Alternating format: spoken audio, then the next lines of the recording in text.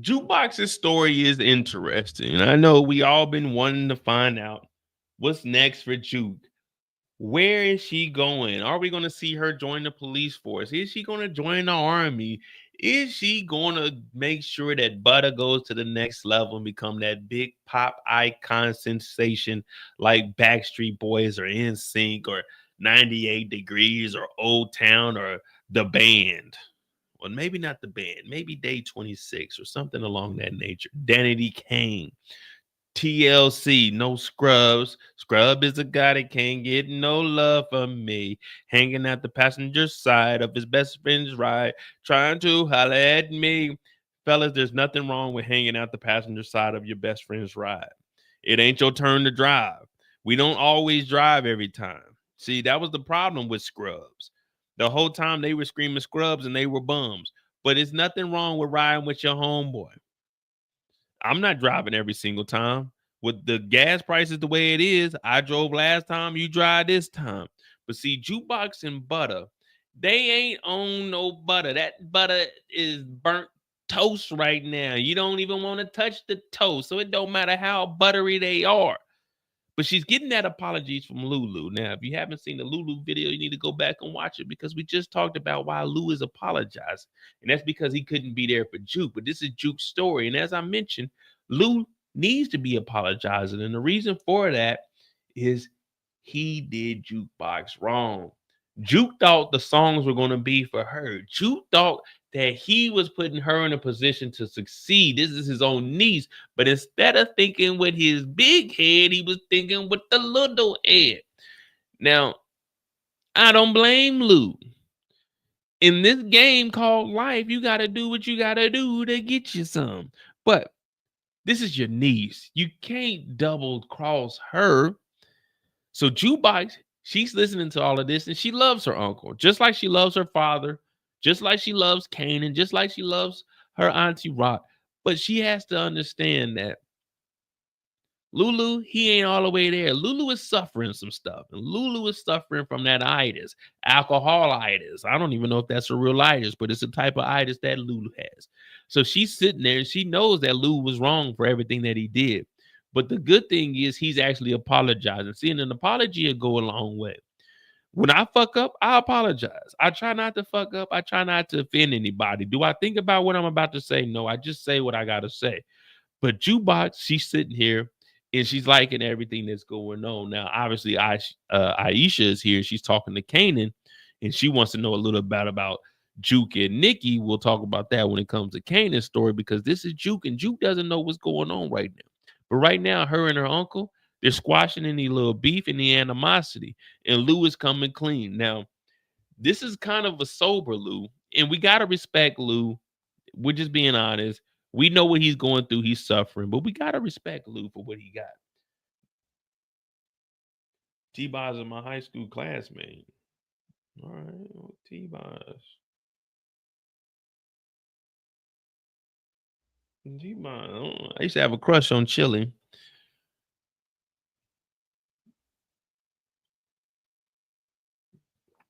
I had an Andre Rison football card too. That's the connection with Left Eye, but let's continue on. So Jukebox, do you guys think Jukebox felt good with Lulu apologizing to her?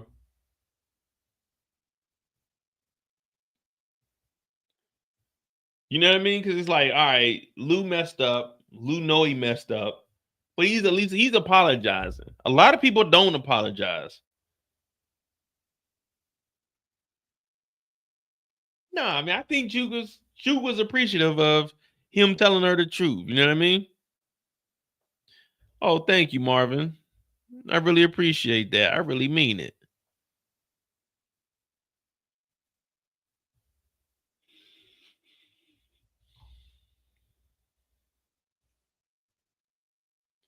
Now, if I was Lou, I would have asked Jukebox to come up on stage. You think are we thinking that Jukebox is done with Butter? Well, I won't even say done with Butter. As of right now, do we think that Jukebox knows that the music isn't going to work? Because remember, this is a flashback. So I'm putting this around like episode 8, is what I want to say. This is around episode 8. So Butter, they hadn't fell apart at this point. This is Butter when they're in their quote unquote prime. This is when they're getting ready to go do what was it? The show at the mall. What episode was that? That was like 8, right? 8 or 9, wasn't it? I think it was 8 when they actually did the show. Because the auditions were around 5, 6.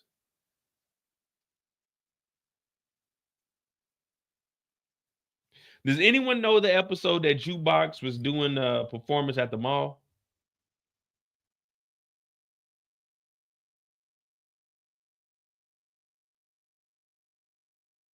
We just ain't got no participation tonight. Okay. I see how it is. I got to work overtime. Fine. Say less. We ain't got no participation.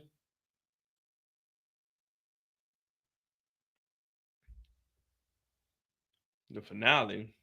That's when they performed at the mall, the finale? Episode 9, the finale.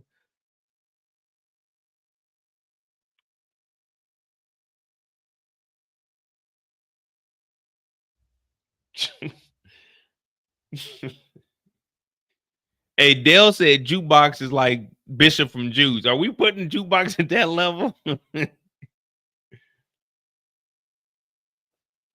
Nika, this is how my eyes normally are, guys. Y'all know I always got low eyes. But it is 5 o'clock. So I took me a nap because I wanted to do this live at 9 o'clock for you guys this time. Look, I be sacrificing myself. Y'all know I didn't go to work today. I had late. I went from going in late to hey, I can't even make it in, man. I didn't go to work today. I'm doing this for y'all, man. I woke up at 5:30 this morning, an hour before I normally get up. I came, did what I had to do, did some running around, got a haircut, picked up some things. I got some new shoes in today. Ooh, clean as a mug. Then I took a nap and I got on here at 3 a.m. Come on, guys. We had 2.5 hours. Hit the like button. I need participation. Y'all at home, y'all kicking it. Y'all got y'all feet kicked up. It's early in the night. Y'all chilling. It's early in the morning for me. I got shit to do today, man. Help a brother out.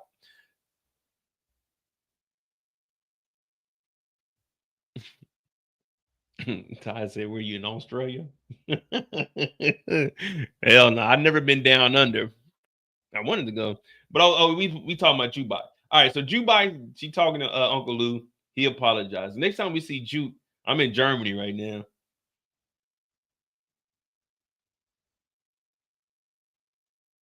I didn't put together a slideshow.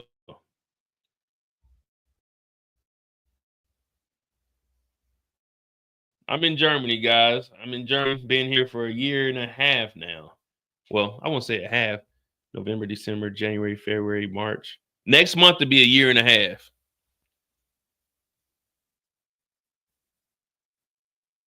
Now, Jukebox ends up going to Aisha's house for dinner. Now, just between me and you guys, I don't really like going to people's house for dinner.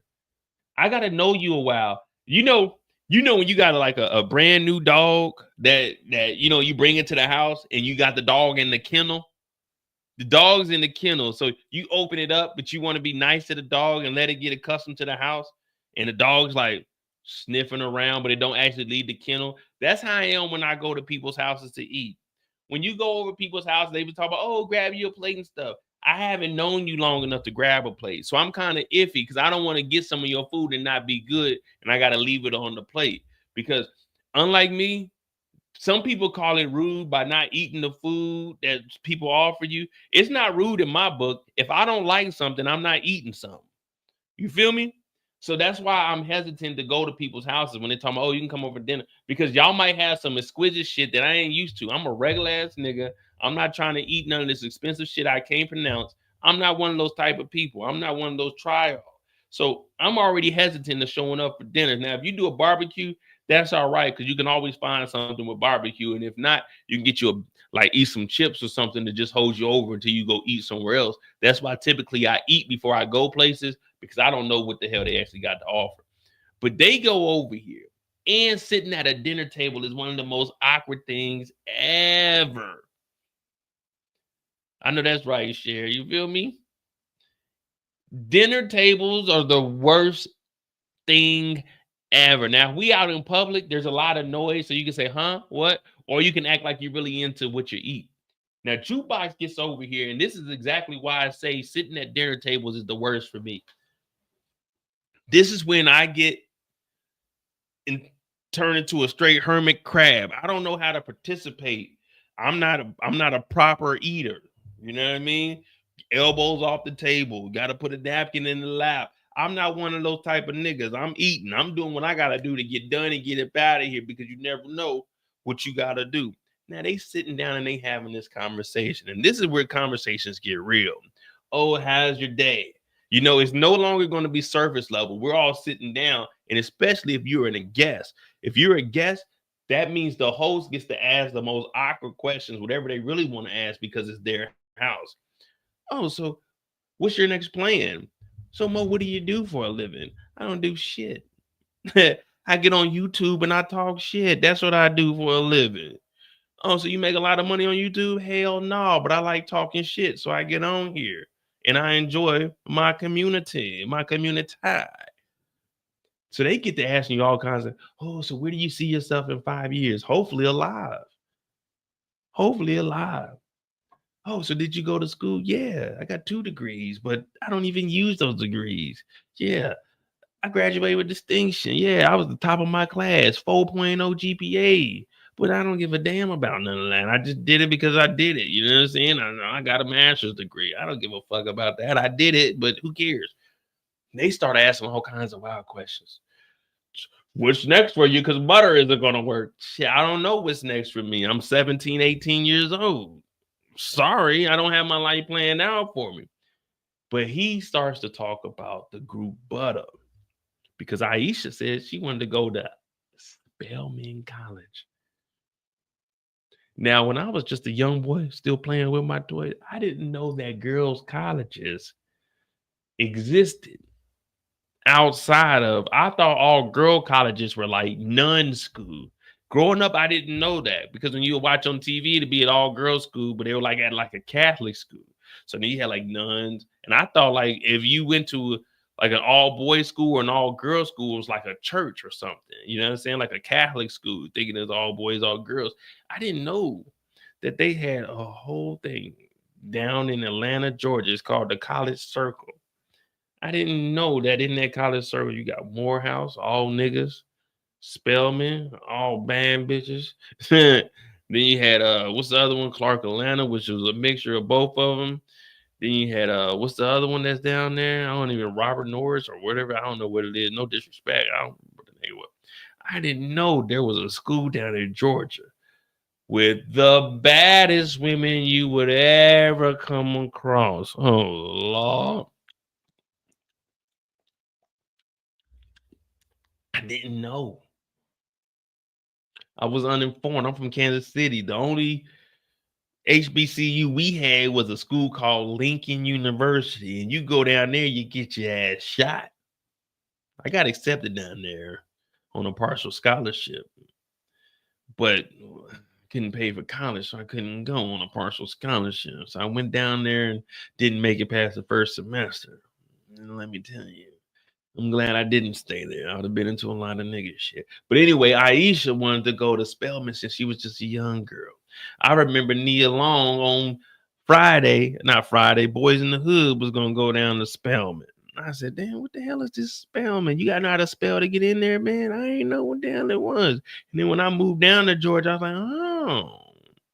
I mean, by that time I was 24, 25, so I kind of know 23, going on 24. So I knew what HBCUs were and I knew about Spelman, but I didn't know what that college circle was until I went down there and put my toe in the water and I said, I've never seen this many Negroes in one area, let alone all of these beautiful women. I said, God damn. In Kansas City, these motherfuckers would be scrapping, but everyone is chilling. I said, strut my stuff. I said, what? I didn't know there was an all girls school where they aren't like Catholics or Christians. It's just black women that all go to this school.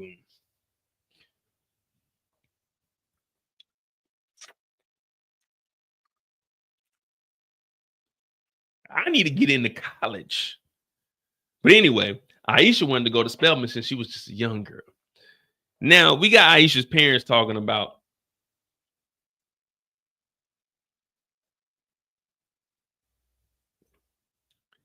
what your parents do. What do you mean what my parents do? What does my parents got to do with what I'm doing? My mama worked at a law firm. What? My mom worked at a law firm. Then from there, my mama went from the law firm. She went to Hallmark.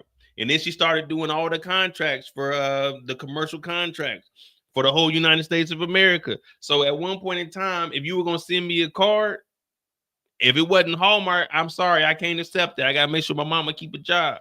So my mama went from being a paralegal at a law firm to doing all the commercial contracts for Hallmark in the United States and international. You know, my mom was doing the thing for a little bit.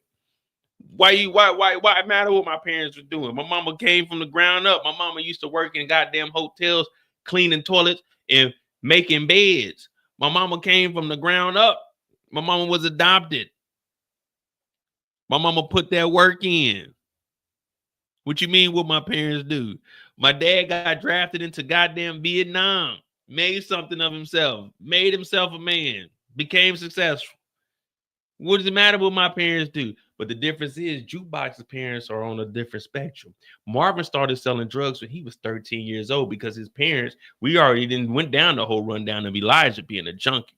We know that Miss Joyce, she was on that shit too. So for Jukebox, it's like, okay, that's what my father had raising him. So my father is a little bit different. He's into everything. He's an entrepreneur Negro.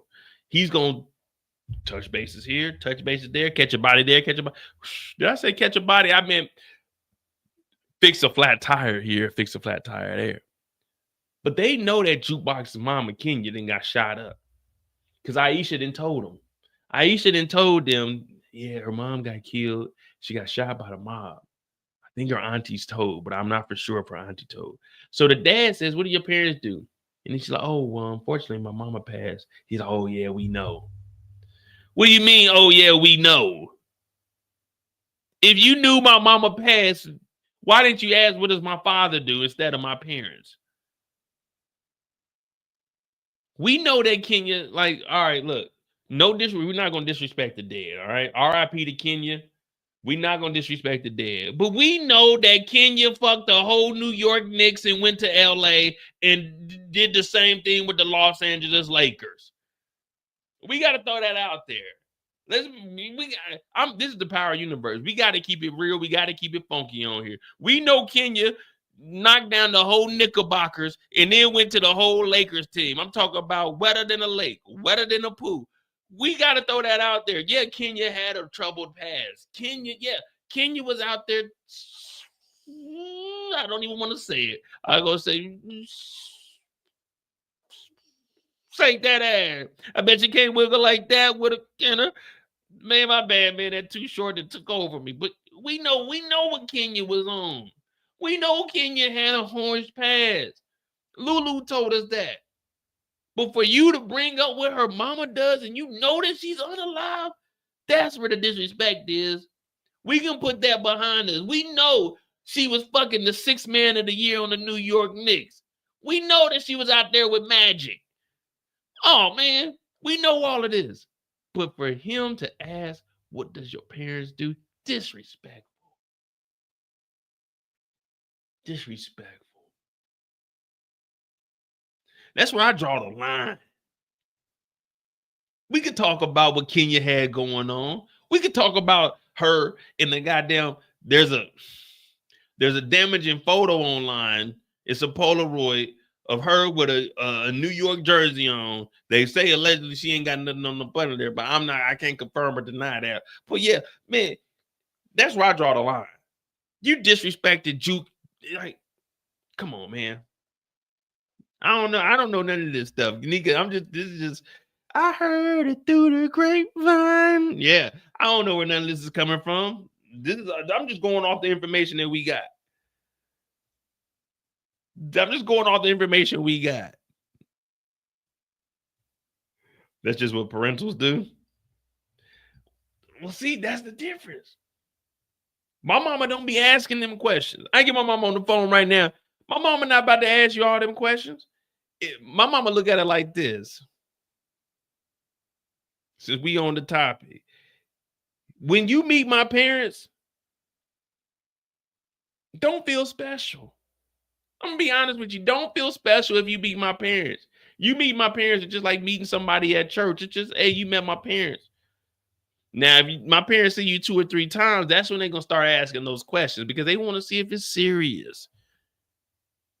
Do you guys think the father was wrong for asking that when he knew that Jukebox's mom was gone? My parents ain't asking. They don't care about none of that. My parents trust my judgment. If I bring you through, then that means you got something good going for you.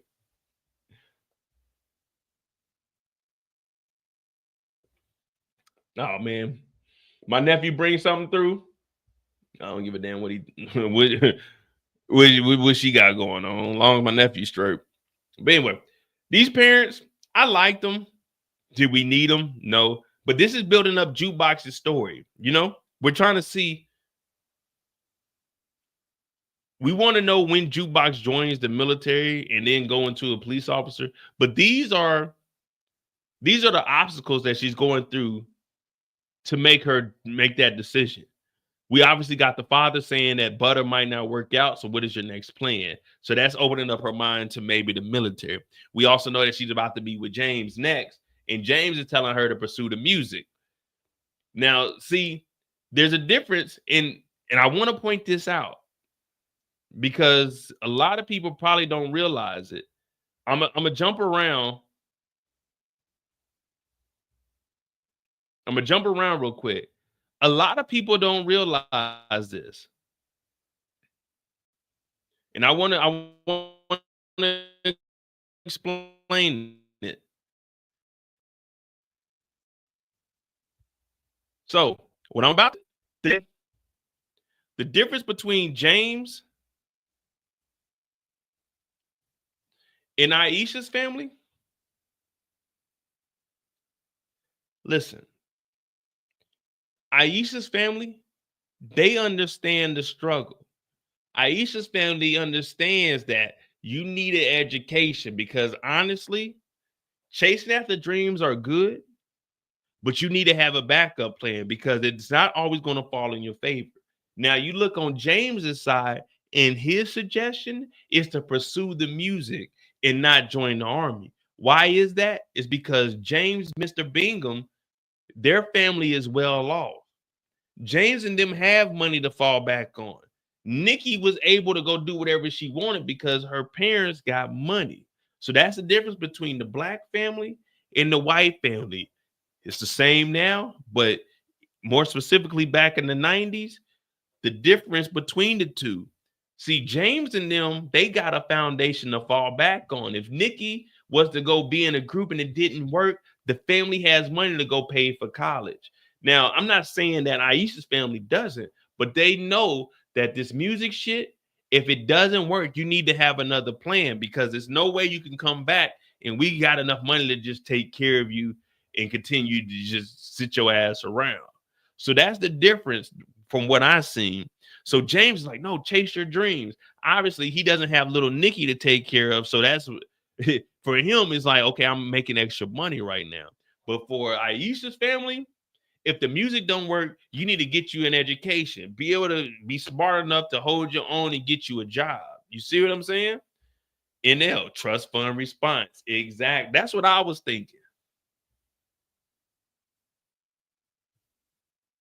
That's exactly what I was thinking when I was hearing this because he joined the ROTC. Now, the ROTC program, I did junior ROTC in high school. I did 2 years, freshman and sophomore year. So when I joined the military, I already jumped up a rank. Wasn't much of a difference. I wish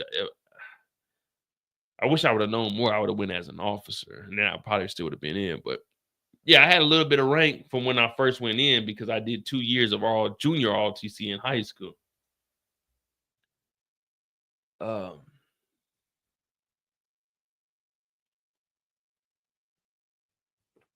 Nah, Juke isn't boosting any clothes. Remember, Juke is in Butter right now.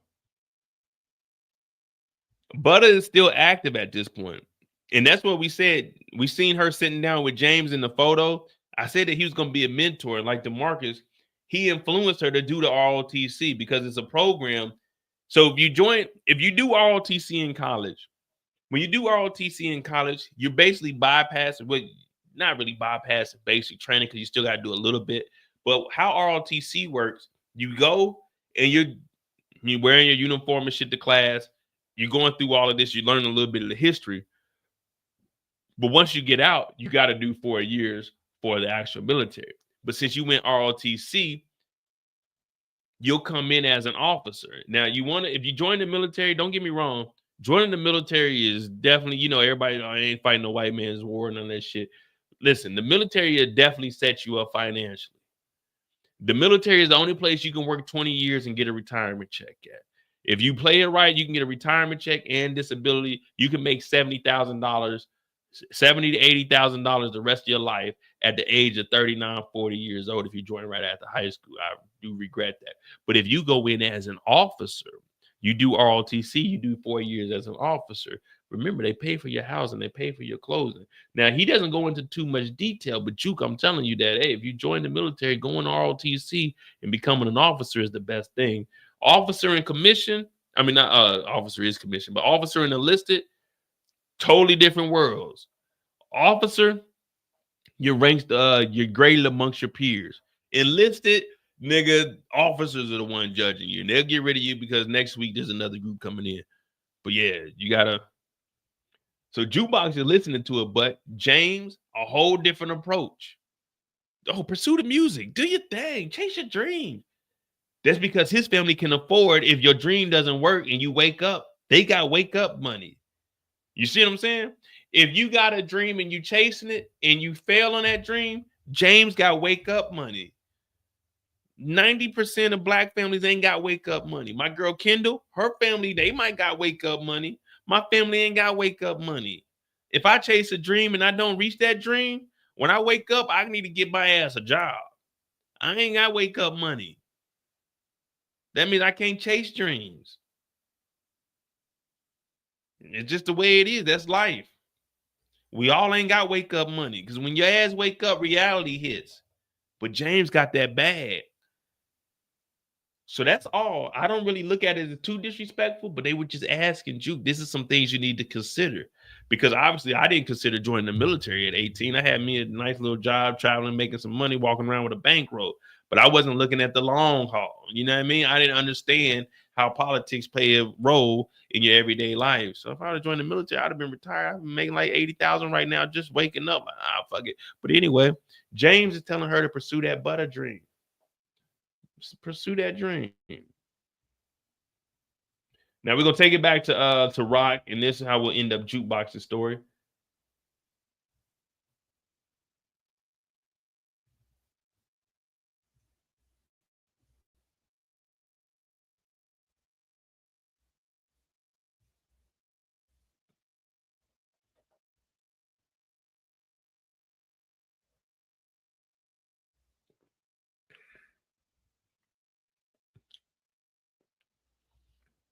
Now we see Jukebox, and initially when we seen this scene, we were thinking Jukebox just signed up for the army. Now this is before she talked to James, but in reality, it was her picking up grown ass Raquel.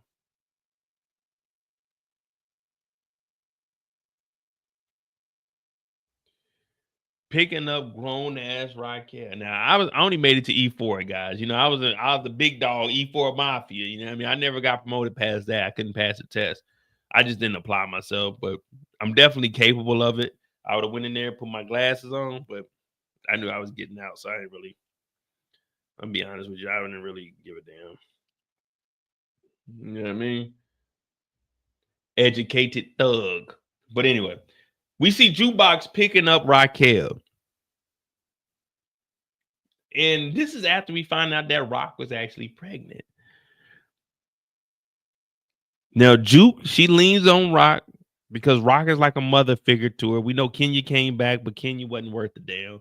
Kenya was trying to beat the devil out of her, but there was no devil in Juke. This is just who Juke is. But Rock tells Jukebox that it was Unique's and that she could have loved him. I know I asked you guys in the first reaction, do we think that she should have told Jukebox this? But we're giving it from Jukebox perspective. What was your first thought knowing that Juke now knows it was Unique's?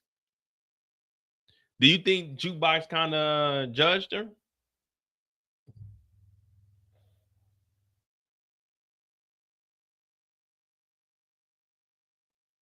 Or Jukebox was just like, damn, that's crazy.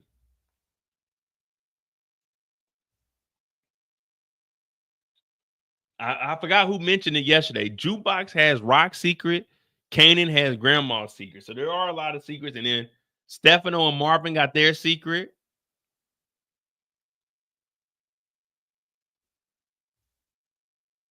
All right, so we good. See, I was thinking along the same. I was gonna try to come up with like something in my mind, but I don't think Juke judged her. I think Juke is looking at Rock as Rock is. Remember, we did a live where we specifically talked about how Rock treats Juke better than anybody else. So I think Juke just looks at Rock as,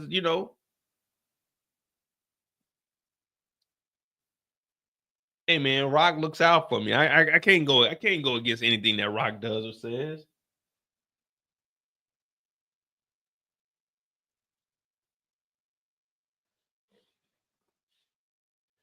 Man, I think a pigeon just flew into my damn courtyard. I don't like that. Juke might tell Unique the secret to distract him for a kill.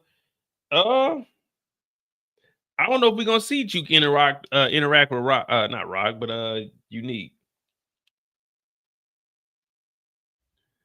But she tells Juke, you gotta take this to the grave. And I'm like, damn, take it to the grave.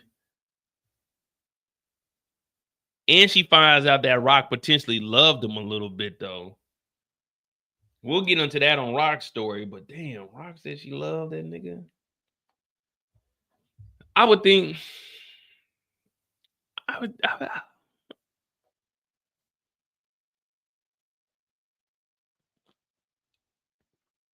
would think Rock is real cold hearted. I don't think Rock would fall in love with a nigga. But that's Jukebox's story. Obviously, we went out a little bit of order with her and James, but I just wanted to point out the difference between how Aisha's family is looking at it and how James was looking at it. See, white family, they can afford to go and chase a dream because the family, they got that financial back. Jukebox ain't got that. Think about it. Marvin ain't got no job. Rock ain't got no job. They're dependent strictly on the streets. Unless Juke gets a scholarship or something, it's gonna be ugly for her trying to go off to school. Hell, I told y'all with me, my parents weren't dope boys. My parents weren't dope dealers. I had a partial scholarship, but I couldn't afford to pay for school, so I couldn't go. You know what I mean? And at an early age, I knew not to take out no loans. All a loan. The only thing I'm taking a loan out, I took out a loan one time. Well, I had three loans in my life, besides like house loans and shit. I had a loan on my first car, my '95 Acura Legend. I had a loan on that car. I bought the car for 5,000. I got a $5,500 loan, so I could use that 500 extra to pay for like registration and everything. And then I was the first person to put rims on the spinning rims on the Acura Legend. Then I was the first person to put 20s on the Acura Legend in Kansas City. Yeah, I was doing my thing back then. TVs in the headrest, TVs in the dash. And then my other loan I got on my Tahoe. But other than that, I'm not taking out no loans, man. Forget that. But that's Jukebox story. Let me know what you guys think about Jukebox. And is the military good for Juke? If we just thinking in hindsight what Jukebox becomes. Is the military really good for Juke? Because we know what she's gonna turn into. What's gonna turn her crooked? That's what we want to know. Like we know she's gonna join, but what's gonna make Jukebox Jukebox? All right, we off the clock for Juke. All right, we had 3 hours. 3 hours, we got three characters left. 3 hours, we got three characters left. 30, 30, hour and a half. All right, cool. We off the clock right now. Give me a second. Throw me something random so I can give me a little rand in. I gotta sharpen up my skills.